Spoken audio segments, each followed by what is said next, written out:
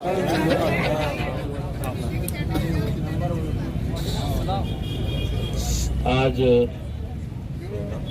महाराष्ट्र के गृह मंत्री,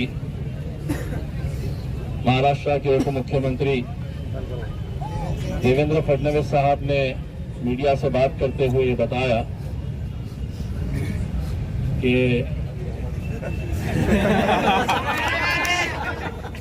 जरिए आपको ही बोल रहा हूं, ये बताया है कि यह आंदोलन अब बंद कर देना चाहिए। तो मैंने ये फैसला लिया है आपके बोलने के ऊपर, यह आंदोलन बंद नहीं होगा।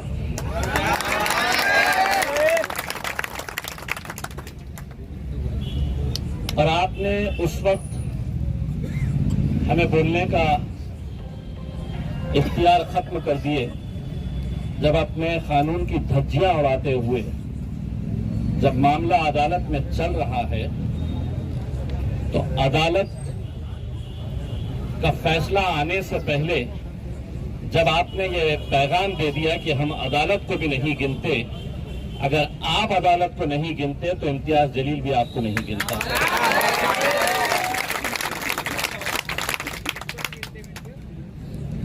मुझे जितनी खुशी है कि आज अल्हम्दुलिल्लाह हम 8 दिन से यहां पर बैठे हुए हैं, हर रोज नए नए चेहरे यहां पर देखने को मिलते हैं, लेकिन मेरी जितनी उम्मीदें थी कि ये मुद्दा कोई इम्तियाज जलील के नाम का नहीं है कि मेरा नाम बदल रहा है या किसी शख्स का नाम बदल रहा है, किसी इमारत का नाम बदल रहा है, किसी सड़क का नाम बदल रहा है, ये हमारे शहर का, हमारी पहचान का नाम बदलने के बावजूद भी अगर हम देख रहे हैं कि महज कुछ हजारों के अंदर लोग अगर इसे साइन करके दे रहे हैं, महज चंद हजार अगर सिग्नेचर्स वहां तक पहुंचे हैं, तो कहीं ना कहीं मेरे मन में यह सवाल आ रहा है कि इम्तियाज जलील, तुम ये अपना वक्त जाया तो नहीं कर रहे, तुम एक ऐसी लड़ाई तो नहीं लड़ रहे हैं जिसका नतीजा निकलने से पहले ही लोग ये समझ रहे हैं कि हम हार गए हैं। वरना क्या वजह है कि जो जिला अपने खासदार को चुनने के लिए इतनी मेहनत करके 4 लाख वोट दे सकता है, तो वो 4 लाख लोग कहां गायब हो गए हैं, कहां चले गए हैं वो लोग? जिस शिद्दत के साथ, जिस ताकत के साथ, जिस जुनून के साथ, जिस दीवानगी के साथ तुम लोग मुझे जिताने के लिए मेहनतें कर रहे थे, मैंने कल भी ये बात कही थी, आज दोबारा दोहरा रहा हूं। अगर मुझे मौका मिला, सरकार ने मुझसे ये कहा कि तुम्हें खासदार की चाहिए या औरंगाबाद चाहिए, तो इम्तियाज जलील कहेगा कि मुझे औरंगाबाद चाहिए। लेकिन अगर हमारे अपने शहर के ही लोग इतने बेबस और मुर्दा हो चुके हैं, जिंदा लाशों की तरह अगर वो चल रहे हैं और ये दावा कर रहे हैं कि मैं इंसान हूं, मेरी सांसें चलती है, मैं इंसान हूं, मुझे शक होता है। हम मुर्दा हो चुके हैं, हम जिंदा लाशों की तरह चल रहे हैं, हमारे अंदर लड़ने की क़ुव्वत खत्म हो चुकी है। ये लड़ाई जब हमने लिए हाथों के अंदर, तो मुझे भी नहीं पता था कि कितने लोग आएंगे, कि लोग बैठेंगे इंडेफिनिट तौर के ऊपर, मुझे नहीं पता था। लेकिन कम से कम 2 ईमानदार लोग, 4 ईमानदार लोग अगर निकले, तो कई सारे लोगों ने अपने शेरों के जरिए बताया कि हम तो अकेले चले थे, काफिला बढ़ता गया, लेकिन उस काफिले की तादाद कितनी है, ये भी हमें गौर करने की जरूरत है। मैं हर घंटा मैं यहां के ग्रुप्स के ऊपर मैं देखते रहता हूं कि कितने लोग यहां पर बैठे हैं, क्योंकि जितने ज्यादा लोग यहां पर बैठते हैं मुझ में उतनी ही ताकत मिलती है उनसे लड़ने के लिए। लेकिन अभी जाओ, अभी निकलिए यहां से, हम बंद करते हैं अभी से। जाइए, आपको बुड्डी लाइन की होटलें चौराहे भरे पड़े मिलेंगे, रोशन गेट के ऊपर नौजवान लड़के भरे पड़े मिलेंगे, किराड़पुरा कटकट गेट की होटलों के अंदर बैठने के लिए जगह नहीं रहेगी, भरे पड़े हैं वहां पर। मैं ये किसके लिए, हम किसके लिए कर रहे हैं ये? बहुत संजीदगी से हमें इस बात के ऊपर गौर करने की जरूरत है। जैसे ही खबर मिलती है कि मैं आने वाला हूं, मेरे खुद के लोग आधे घंटे के अंदर मौजूद हो जाते हैं। ये मुझे दिखाने के लिए मत आइए, औरंगाबाद के लिए आइए।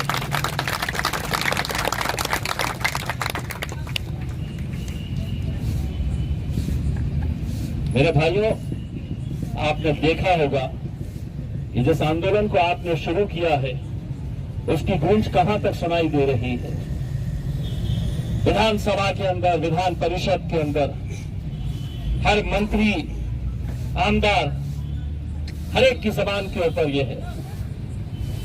पुलिस प्रशासन, सरकार, हुकूमतें, सेंट्रल गवर्नमेंट पूरी इस बात के ऊपर नजर रखे हुए है। ये कैमरा पुलिस का है,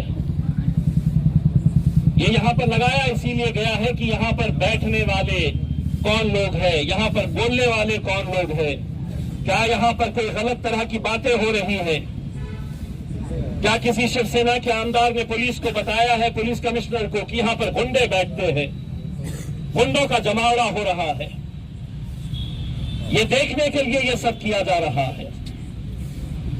लेकिन अगर तुम समझेंगे कि नहीं, मैं तो घर में आराम करूंगा, धूप है, मैं क्यों यहां पर आकर बैठूं, मुझे धूप में तकलीफ होती है, मैं घर में अपना आराम करूंगा, आप कह दीजिएगा कि नहीं, हमें औरंगाबाद नाम अब नहीं चाहिए। 10 मिनट लगेंगे हमें ये मंडप निकालने के लिए, अपने अपने घरों को चले जाएंगे। आपके दिल में क्या रहेगा मुझे नहीं मालूम, लेकिन इम्तियाज जलील के दिल के अंदर ये जिंदगी भर ये बात रहेगी कि कोई मेरा साथ दिए ना दिए, लेकिन इम्तियाज जलील, तूने ईमानदारी के साथ मेहनत करी थी, कोशिश करा था तूने। क्या वजह है कि आज मुशायरे का कार्यक्रम रख लीजिएगा। अभी हुआ था कुछ दिन पहले, भरा पड़ा था, हॉल भरा पड़ा था, बैठने के लिए जगह नहीं थी, मुशायरा चल रहा था, शेर व शायरी सुनना है। आम खास मैदान के ऊपर मैंने आईजे फेस्टिवल किया, 21 दिन का फेस्टिवल था, बैठने के लिए जगह नहीं रहती थी, बैठने के लिए जगह नहीं रहती थी। क्रिकेट देखने आ रहे हैं, फुटबॉल देखने आ रहे हैं, गजलों का प्रोग्राम, कव्वाली सुनने के लिए आ रहे हैं। कहां मर गए हैं, कहां चले गए हैं वो लोग? क्या इन बातों को संजीदगी से गौर करने की जरूरत नहीं है? और हम इसे संजीदगी से नहीं ले रहे हैं, इसीलिए अब सरकार को भी लग रहा है ये कितने दिन बैठेंगे, कितने दिन बैठेंगे, कितने दिन लड़ेंगे। क्या हमारी जिम्मेदारी नहीं है कि हम घर घर जाए, फॉर्म भरे, जो लोग नहीं भर रहे? क्या यहां पर इस पेंडॉल के अंदर बड़े लिखे, बड़े अच्छे अच्छे डॉक्टर्स, बड़े अच्छे अच्छे वकील, बड़े अच्छे अच्छे प्रोफेशनल्स, कितनों को देखा है आपने? नहीं, उनको तो अपना सेक्युलरिज्म जिंदा रखना है कि नहीं, मैं गया तो तस्वीर में आ जाऊंगा, मैं गया तो दूसरों की नजरों के अंदर आ जाऊंगा। तुम यहां नहीं आकर हमारी नजरों के अंदर गिर जा रहे हैं, तुम हमारी नजरों से गिर रहे हैं तुम। वरना चलिए, कल हम मुशायरे का प्रोग्राम रखते हैं, बड़े बड़े शोरा को बुलाते हैं, पहली सफ में बैठने के लिए मरेंगे, पहली सफ में बैठना है मुझे,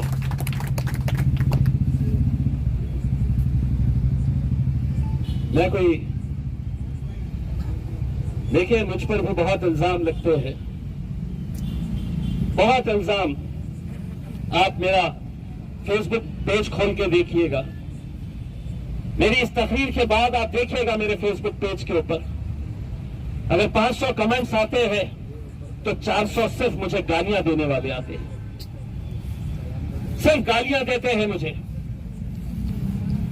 तुझे अगर इतना ही है तो पाकिस्तान चले जा। मैं क्या जवाब दूं उन्हें, क्या बोलना चाहिए मैंने उन्हें कि नहीं, मैं मुट्ठी भर लोगों को लेकर यहां पर बैठा हुआ हूं और बहुत बड़े एक मकसद को हासिल करने की मैं कोशिश कर रहा हूं। मुट्ठी भर लोगों को, हमारी आबादी क्या है, इतने जो लोग यहां पर खड़े हैं, ये तो मेरे हिसाब से कटकट गेट के अंदर 4 होटलों के अंदर बैठे होंगे। क्या ये सच्चाई नहीं है? खुदी लाइन के चौराहे पे चले जाइए। मैंने तो आज बार बार ये बात दोहरा रहा हूं उन तमाम सियासी पार्टियों को कि तुमसे अगर इम्तियाज जलील से तुम्हें शिकायत है, तुम अपना मंडप बाजू लगा लो, मेरे साथ मत आओ, या बोलो कि इसका नेतृत्व हम करेंगे, इम्तियाज जलील तो हमारे पीछे रहना, इम्तियाज जलील तुम्हारे पीछे रहने के लिए तैयार है। अलग अलग सियासी पार्टी के लोग कैसा न कैसा निशाना बनाने की कोशिश कर रहे हैं। मीडिया वालों को अब यह आंदोलन कम नजर आ रहा है, हमारी बिरयानी ज्यादा नजर आ रही है। आप बिरयानी निकाल रहे थे, आप बिरयानी निकाल के दे रहे थे, वो खबर बन गई है। आपने बोले थे भूख हड़ताल है, फिर बिरयानी क्यों खा रहे थे? फिर बिरयानी कैसी खाई गई? आपने तो बोला था कि अनशन रहेगा करके। अगर डिक्लेयर मैंने किया था भूख हड़ताल रहेगी तो 10 मिनट में मैंने खत्म कर दिया भूख हड़ताल, क्योंकि बिरयानी खिलाना था मेरे को। क्या करता क्या फांसी पे लटकाएगा मुझे? हाँ कि नहीं, तुमने बोले थे कि भूख हड़ताल पे रहेंगे तो भूखे रहना था और मर जाना था। नहीं, मैंने बोला जितने रहेंगे यहाँ पर खा पी के मस्त तंदुरुस्त रहेंगे, बिरयानी भी खाएंगे और नान खलिया भी खाएंगे।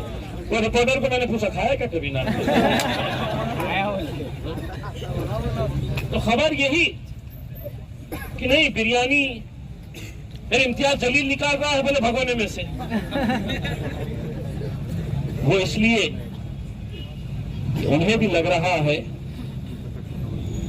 कि यहां पर जिस संजीदगी के साथ हमें बैठना है, जिस संजीदा मुद्दे को लेकर हमें आगे बढ़ना है, कहीं ना कहीं उससे हम भटक रहे हैं।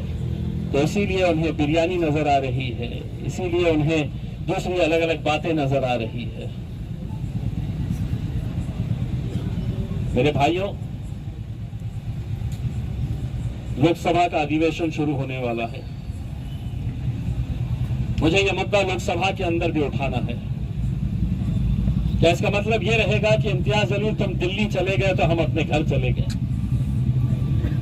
ये लड़ाई आप लोगों की है, ये लड़ाई हम सब की है, हम सबको मिलकर लड़ना है। आज ये अल्लाह का शुक्र है कि इम्तियाज जलील को इस मुकाम के ऊपर आप लोगों ने पहुंचाया है। लेकिन क्या अगर मैं यहाँ का सांसद नहीं रहता, खासदार नहीं रहता, मेंबर ऑफ पार्लियामेंट नहीं रहता, यकीन मानिए जितनी ताकत के साथ यहाँ पर खड़ा हुआ हूं, अगर एमपी नहीं भी रहता तो उतनी ही ताकत के साथ अपने औरंगाबाद को बचाने के लिए खड़े रहता। इतने गालियां, इतने ताने सुनने के बावजूद भी लोग मुझसे कहते हैं कि साहब आपकी इमेज अलग है, आप क्यों इस तरह से इस मुद्दे को, कोई नहीं साथ दे रहा है आपका, कोई सियासी पार्टी आपका साथ नहीं दे रही है, उसके बावजूद आप क्यों यहां पर बैठे हुए हैं? हम कैंडल मार्च क्या लेकर चले गए, 1,500 लोगों के ऊपर केस, इम्तियाज जलील के साथ जिन जिन के नाम याद आ रहे थे 29 लोगों के नाम के साथ 1,500 अनजान व्यक्तियों के ऊपर केस रजिस्टर हुआ। आप लोग सब कैंडल मार्च में थे?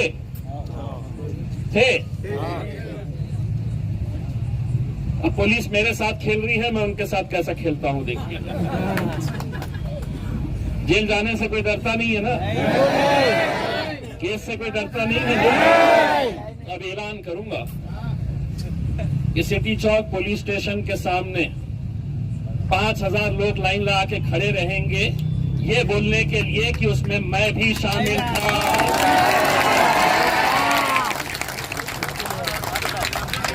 लाइन लगा के खड़े रहेंगे और अनजान कुछ नहीं है। बोलना मेरा नाम ये है। मैं कैंडल लेकर बड़ी मोमबत्ती लेकर चल रहा था यहाँ से सर्कल गेट तक। मेरा नाम लिखो, क्योंकि मेरा नाम है, मैं कोई अनजान नहीं हूं। तो मेरे खिलाफ करो, मैं 5,000 लोगों को पुलिस स्टेशन के सामने खड़े करूंगा। तुम सबको मेरे साथ चलना होगा। जमहूरियत के अंदर हमें इख्तियार नहीं है कि हम आंदोलन नहीं कर सके। सारे कानून तुम्हारे लिए बने हुए कि तुमने जो बोल दिया सो बोल दिया, और हमने खामोशी के साथ सर झुकाकर जी साहब आपने बोल दिए हैं, अब आंदोलन वापस करो। तो अब इम्तियाज जलील कहेगा हाँ हाँ हाँ आप तो गृह मंत्री है, आपका सुनूंगा मैं। अरे चलिए, आपके जैसे कितने आए और कितने गए हैं। जनता जिसके साथ रहती है, हुकूमत उनके साथ रहती है। और औरंगाबाद की जनता इस मुद्दे के ऊपर एक है, एक ताकत के साथ खड़ी हुई है। एक दूसरी बात, अगर जोर जबरदस्ती से अगर ये आंदोलन को बंद करने की कोशिश की गई, मैं सरकार और प्रशासन को बताना चाहता हूं कि ये आंदोलन कुछ भी नहीं है। इससे बड़ा आंदोलन मैं खड़ा करूंगा अगर जबरदस्ती अगर इसे बंद करने की। हम इस पंडाल के अंदर बैठे हैं, हमारा जमहूरी इख्तियार है, अधिकार है हमारा। ये कई ऐसे आंदोलन इसी जिलाधिकारी दफ्तर के सामने यहां पर होते हैं, कई कई दिन तक चलते हैं, कई दिन तक, कई महीनों तक डिविजनल कमिश्नर ऑफिस के सामने, कलेक्टर ऑफिस के सामने चलते हैं। और हम किसके लिए? हम अपने जाति किसी काम के लिए नहीं बैठे हैं, हम अपनी पहचान को बचाने के लिए यहां पर बैठे हुए। मेरे भाइयों, मुझे भी मालूम है, पहले दिन जब बैठे तो बहुत सारे लोग बैठे, दूसरे दिन सुबह जोश में बहुत सारे लोग आए, दूसरे दिन उनकी तादाद घटी, तीसरे दिन घटी। फिर अब्दुल्ला भाई को किसी ने तंज मारकर कहा कि वहां पे तो लोग ही नहीं है, तो उन्होंने जवाब दिया 4 लगेंगे करके। लेकिन आप ये सोचिएगा कि आप यहां पर जब बैठते हैं तो जिलाधिकारी के दफ्तर के अंदर खिड़कियों से लोग झांक कर देखते हैं कि कितने लोग बैठे हुए हैं करके। आईबी के लोग डेली अपनी रिपोर्ट देते हैं केंद्र सरकार को, राज्य सरकार को, कि आंदोलन बढ़ता जा रहा है या घटता जा रहा है। आपके जोश को देखकर वो अपनी रिपोर्ट तैयार करते हैं कि ये सिर्फ हुल्लड़बाजी करने के लिए आए हैं, ये सिर्फ तमाशा बनकर आए हैं यहाँ पर कि क्या तमाशा चल रहा है देखें। ये सही मानों में इनके अंदर एक बेचैनी है, एक तकलीफ है, एक दर्द है कि नहीं, मुझे इसके खिलाफ लड़ना है, डट के खड़े रहना है। आप सबको मैं अदबन गुजारिश करना चाहूंगा कि मैं रहूं ना रहूं, ये लड़ाई आप लोगों की, हम सब की लड़ाई है। हम सबको मिलकर इसको, हमें भी मतलब सुप्रीम कोर्ट के अंदर हमने अवैसी साहब के जरिए सुप्रीम कोर्ट के कुछ अच्छे लॉयर्स के साथ मीटिंग हमने रखवाई है दिल्ली में, उनके साथ हम डिस्कस करेंगे। लेकिन मैं बार बार जो बात कहता हूं, जो लोग मुझसे ये कहते हैं कि क्या हो गया है, क्या होगा, सरकार ने निकाल दिया है। ये आंदोलन की गूंज अदालत तक भी पहुंचनी चाहिए। ये आंदोलन की आवाज अदालत तक भी पहुंचनी चाहिए, वरना सरकारी वकील तो खड़े रहकर यूं कह देगा कि साहब कोई नहीं था विरोध करने वाला, हंसी खुशी लोगों ने कबूल कर लिया, हमने जब नोटिफिकेशन निकाला कोई सड़क पर नहीं आया, कोई आंदोलन नहीं हुआ, किसी तरह का किसी ने कोई विरोध नहीं किया। क्या होगा फिर? और लोग कहते हैं कि नहीं क्या होगा, क्या हासिल कर लेंगे, आप यहां पर बैठे हुए हैं, दिन दिन भर बैठे हुए हैं। मैं कितनों को कैसी कैसी बातें समझाऊंगा, मैं कितना समझाऊंगा। मुझे कोई शौक नहीं है। यहाँ के कोई हमारे जो जिम्मेदार यहाँ पर दिन भर मेहनत कर रहे हैं वो ऐसे ही अपना वक्त ज़ाया नहीं कर रहे हैं। कहीं ना कहीं अदालत का फैसला भी इस आंदोलन से जुड़ा हुआ है। अदालत को भी ये पता चलना चाहिए कि हजारों की तादाद के अंदर रोज इकट्ठा होते हैं लोग, दिन और रात बैठे हुए हैं, पूरी मुहिम वो चला रहे हैं, पूरे अमन के साथ वो कर रहे हैं, उनके अंदर नाराजगी है। ये मैसेज जाना बहुत जरूरी है। मैं सिर्फ आप लोगों से यही कहूंगा कि मैं अगर दिल्ली में सुप्रीम कोर्ट के अंदर ये लड़ाई क्या कैसी हो सकती है, हाई कोर्ट के अंदर अभी मामला चल रहा है, हाई कोर्ट के अंदर भी 27 तारीख के दिन की जो डेट है उसमें हम क्या कर सकते हैं, इन सब बातों के लिए हमें वहां पर भी जाकर चर्चा करने की जरूरत है। मैं आप लोगों से यही गुजारिश करूंगा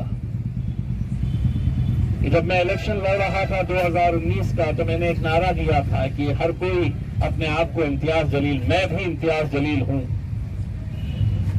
मैं अगर दिल्ली में बैठकर अगर कोई तस्वीर देखूं कि यहां पर महज 8, 10, 20 लोग बैठे हुए हैं तो मुझे बहुत तकलीफ होगी इस बात की।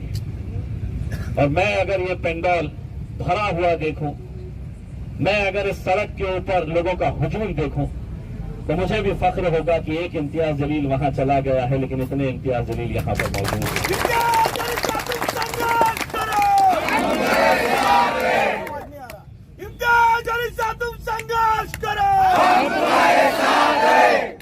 मुझे कितनी खुशी होती है जब वो लोग चाय यहाँ पर लेके आके चाय बांट रहे हैं, फिर खाने की जिम्मेदारी ले लिया है कि साहब आज मैं खाना खिलाऊंगा करके। ये भी एक तरह की एक खिदमत कर रहे हैं उन बच्चों के लिए जिन्होंने अपना कारोबार छोड़कर यहाँ पर आकर बैठे हैं। आज हमारे ही बीच में लोग कहते हैं कि साहब कल का खाना मैं भेज रहा हूँ। मैं भी चाहता हूँ ये पब्लिक मूवमेंट बनना चाहिए इसमें कि मैं नहीं आ सक रहा हूं तो चलिए जो बच्चा बैठा हुआ है उसको कम से कम मैं चाय पिलाऊं, उसको कम से कम मैं खाना खिलाऊं। ये पब्लिक मूवमेंट है, कोई हम किसी के दावत में नहीं आए हैं, किसी की शादी में या किसी का लंगर नहीं चल रहा है यहाँ पर। ये मूवमेंट बनना चाहिए उसमें। जब इज्तिमा होता है तो आपने देखे हैं कि हर इंसान अपने हिसाब से उसमें खिदमत करता है, कोई खुद जाकर वहां पर करता है, कुछ अनाज भेजता है। ये एक मूवमेंट रहता है, एक अच्छा काम के लिए मैं अपना हाथ बता रहा हूं। ये भी किसी तरह से एक ऐसा ही हमारा इज्तिमा है जिसके अंदर हम यहां पर आज आपको लग रहा होगा कि ये तो शहर का नाम बदला जा रहा है, इसका दीन से क्या लेना देना है। लेकिन आप समझ नहीं रहे हैं, ये तो सिर्फ शुरुआत है, ये सिर्फ शुरुआत है। कल अगर यही सरकार ने अपने आंकड़ों के बलबूते के ऊपर कि मेरे पास तो हुकूमत है, मैं अब फरमान जारी कर दूंगा कि अब अनीस के सर के ऊपर टोपी नहीं रहेगी, वो जब सड़क के ऊपर निकलेगा तो उसके सर पे टोपी नहीं रहनी चाहिए, क्योंकि यूनिफॉर्म सिविल कोड है इस देश के अंदर। अब अपनी मजहबी शिनाख्त तुम सड़क के ऊपर नहीं दिखा सकते हैं, और कर सकती है क्योंकि हम तो मुर्दार हो चुके हैं, हम तो मर चुके हैं, हम तो जिंदा लाशों की तरह अपनी जिंदगी गुजार रहे हैं। हमें क्या लेना देना है साहब? मैं थोड़ी टोपी पहनता हूं, ये तो अनीस पहनता है, अनीस के सर पे से टोपी निकली है, मेरा क्या लेना देना है? शुरुआत सिर्फ यहां से होगी, कभी हिजाब के ऊपर चले जाएंगे। हम लड़ रहे हैं इसलिए हम बच रहे हैं। सीए एनआरसी के वक्त में अगर हमारी माएं बहनें नौजवान महीनों तक अगर शाहीन बाग बनाकर पूरे हिंदुस्तान में अगर नहीं बैठते तो आज सीए एनआरसी लागू हो जाता। इसीलिए हम सलाम करते हैं उन बहनों का, उन माओं का जो महीनों तक सड़कों के ऊपर बैठी है। आप लोग जिम्मेदारी लीजिए, अपने मोहल्ले के अंदर अपने पड़ोसी के पास जाइए, पूछिए कि तूने फॉर्म भरा है या नहीं भरा है। वो फॉर्म्स भरिएगा, भर के सबमिट करिएगा। इतना काम तो हम कर सकते हैं। अगर फॉर्म्स नहीं है तो किसी से मदद लीजिएगा, यहां से फॉर्म्स कलेक्ट करिएगा। हमारे वॉलंटियर्स को बोलिएगा कि मैं जाऊंगा, मुझे फॉर्म दीजिएगा, मैं भर कर लेकर आऊंगा। इतना काम भी अगर हम नहीं करेंगे और ये उम्मीद करेंगे कि नहीं अब ये फैसला आ जाएगा क्योंकि हम बैठे हुए हैं यहां पर, तो नहीं होने वाला है। हर तरह की लड़ाई हम ऑब्जेक्शन जितने ज्यादा डालेंगे, कहीं ना कहीं अदालत के अंदर वो गट्ठे हम ले जाकर अदालत के सामने रखेंगे कि अगर इतने ऑब्जेक्शंस आए हैं, लोगों की ये भावना है, लोगों की ये मांग है, तो तुम्हें इसकी दखल लेनी होगी। अगर आएंगे ही नहीं, आएंगे ही नहीं। आप पूछिए नौजवान लड़कों से, चलते चलते पूछिए कि तूने फॉर्म भरा है क्या करके, कितने लोग कहेंगे आपको। निकलिए घरों के बाहर, अगर यहां नहीं बैठ रहे हैं तो जाइए पड़ोस में, अपने मोहल्ले के अंदर जाइए। अल्लाह ने हमको सब कुछ दिया है। ये बच्चे जो यहां पर आए हैं बोल नहीं सकते हैं, हमको तो अल्लाह ने जबान दी है, हम तो अल्लाह का शुक्र अदा करना चाहिए। लेकिन अगर आज यही हालत रही तो हमसे तो अच्छे ये है कि कम से कम इनके अंदर जज्बा है कि हम बोल नहीं सकते हैं, लेकिन जाके कम से कम इनके साथ खड़े रहेंगे, ताकत देंगे इन्हें। दोस्तों, मैं जिस हालात से गुजर रहा हूं, शायद इस बात का आपको अंदाजा भी नहीं होगा कि किस तरह का प्रेशर मेरे ऊपर बना रहता है ये मंडप उठाने के लिए या आंदोलन को खत्म करने के लिए। लेकिन इसके बावजूद भी अगर मैं डट कर खड़ा हुआ हूं तो उसकी वजह सिर्फ यही है कि मेरी हिफाजत मेरी अल्लाह करने वाला है, मेरा रब करने वाला है।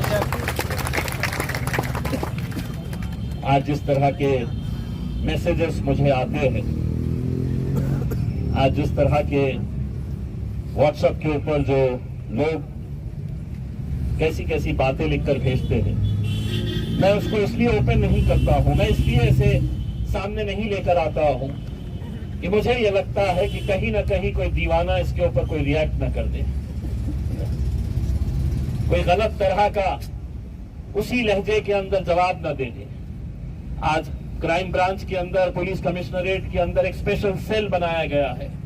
एक स्पेशल सेल पूरी तरह से काम कर रहा है कि सोशल मीडिया के ऊपर इस बारे में कौन कैसा बयान दे रहा है करके पूरी टीम्स बैठी हुई है, सिर्फ इस बात के ऊपर नजर रखने के लिए कि व्हाट्सएप के ऊपर कौन मैसेज डाल रहा है, कौन फेसबुक के ऊपर क्या मैसेज डाल रहा है करके।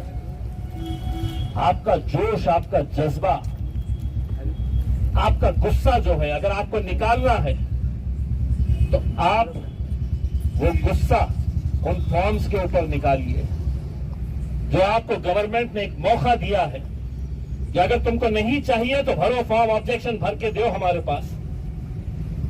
5,000, 6,000, 8,000। क्या वजह है कि आप लोग, मैं हमारे पठानी में जो बैठे हुए हैं शाहिद मतीन साहब, पहले दिन से मैं देख रहा हूं, सुबह से लेकर रात तक, रात से लेकर सुबह तक वो यहां पर बैठे रहते हैं। मैं कभी मिला नहीं था उनसे, लेकिन उनको जब भी देखता हूं तो उनके लिए इज्जत बढ़ जाती है, क्योंकि आप जैसे लोगों का जज्बा ही इंशाअल्लाह हमें कामयाबी की तरफ लेकर जाएगा। अगर वो बैठ सकते हैं तो आपके में क्या तकलीफ है, मुझे ये बताइए। जागने की रात, बड़ी रात आई तो हम मोटरसाइकिलों के ऊपर निकलते हैं, रात रात भर जागते हैं, हम करते हैं ये सब चीजें। मैं आज बहुत तकलीफ के साथ यहां पर आया, बहुत दुख लेकर इस बात के लिए आया मैं कि अगर हम इतनी आसानी के साथ अगर ये लड़ाई को हम हार की तरफ अगर लेकर जा रहे हैं तो उसके लिए कोई और जिम्मेदार नहीं रहेगा, हम खुद उसके लिए जिम्मेदार रहेंगे। हमें सोचने की जरूरत है कि हम क्या चाहते हैं। बस आप लोगों से इम्तियाज जलील यही अदबन गुजारिश करना चाहता है कि मेरा सर शर्म से झुकने मत दो। हर रोज सुबह उठता हूं तो मीडिया वाले आ जाते हैं कुछ ना कुछ पूछने के लिए। कल ये ना कहे कि इम्तियाज जलील तुमने तो बड़े फखर के साथ इतना बड़ा पेंडॉल लगाया था, जाकर देखो वहां पर कितने लोग बैठे हुए हैं करके। वो वक्त मत आने दीजिएगा, क्योंकि ये अल्लाह की तरफ की बात है कि आप लोगों की मेहनत की वजह से आज आपने इम्तियाज जलील को उस ऐवान के अंदर भिजाया है जहां पर 550 लोग इस देश को कैसा चलाया जाए इसका फैसला करते हैं। कल 2024 के अंदर मुझे मालूम है कि ये पूरे के पूरे एक साथ मिलने वाले हैं, पूरे के पूरे एक साथ जाने वाले हैं और सबके निशाने के ऊपर सिर्फ मैं रहने वाला हूं। लेकिन उसके बावजूद भी मैं ये कहता हूं कि मुझे अगर औरंगाबाद मिल गया और उसके बावजूद मैं अगर हार गया तो मुझे उस हार के अंदर इतनी तकलीफ नहीं होगी। मेरा औरंगाबाद जीतना चाहिए, मेरा शहर, मेरा जिला जीतना चाहिए, वो नाम जीतना चाहिए। इज्जत और जिल्लत का देने वाला तो खुदा है, नहीं रह के भी बहुत सारी इज्जत अल्लाह अगर देना चाहा तो दे सकता है। बस आप लोगों से यही अदबन गुजारिश है कि मैं परसों दिल्ली जाऊंगा, कल का एक दिन संडे है, बहुत सारे लोगों के पास छुट्टी होती है, कारोबार बंद होते हैं, उसमें आप अपना वक्त निकालिए, जितने ज्यादा रजिस्ट्रेशन हो सकते हैं वो रजिस्ट्रेशन करिए।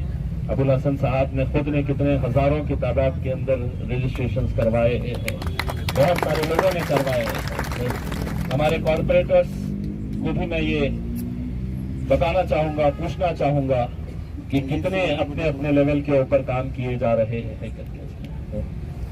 हर एक की जिम्मेदारी समझ के इस काम को आगे बढ़ाइएगा, इंशाअल्लाह यकीनन हमें कामयाबी मिलेगी। यहाँ पर आके जब बैठता हूँ और बहुत सारे नौजवानों को सुनता हूँ, इतना अच्छा अच्छा बोलते हैं, कहाँ है वो छोटे से साहब, चले गए माशाअल्लाह से। इन्हीं लोगों को सुनकर मुझे भी बोलने का अल्हम्दुलिल्लाह होना रहा है कि इतना अच्छा ये लोग बोलते